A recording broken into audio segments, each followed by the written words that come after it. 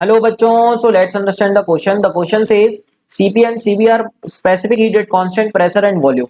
It is observed that Cp minus Cv is A for hydrogen gas and Cp minus Cv is B for nitrogen gas. The correct relation between A and B. तो बच्चों Mayer's relation की help से हम बोल सकते हैं जो Cp minus Cv होता है that is equals to R. But यहाँ पर हमको याद रखना है ये जो C लिखे हैं हमने ये मोलर स्पेसिफिक हीट होती है बच्चों. ये क्या होती है? Molar specific heat.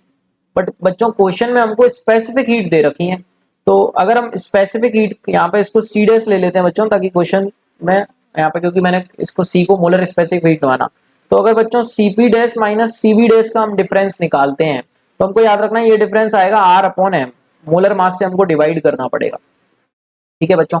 सो इस तरीके से हम बोल सकते हैं. हाइड्रोजन के लिए क्या बोलेंगे इसको, तो CP dash minus CV dash for hydrogen हम लिख सकते हैं R/2.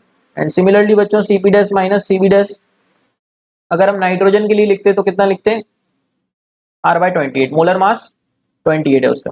दोनों को डिवाइड करेंगे तो बच्चों A/B कितना मिलेगा R/2 अपॉन R/28. तो ये कितना हो जाएगा बच्चों हमारा 28/2 डेट इज 14. सो यहाँ से क्या मिला बच्चों A equals to 14B which is given in option first. तो बच्चों हमको याद रखना है यहाँ पर कि क्वेश्चन में स्पेसिफाई किया है specific heat. Molar specific heat अगर स्पेसिफाई करता तो डायरेक्टली हम A इक्वल्स टू B बोल देते, बट स्पेसिफिक हीट तो स्पेसिफिक हीट के टर्म्स में ये फॉर्मूला हमको याद रखना है. I hope you got the answer. Thank you so much and all the very best.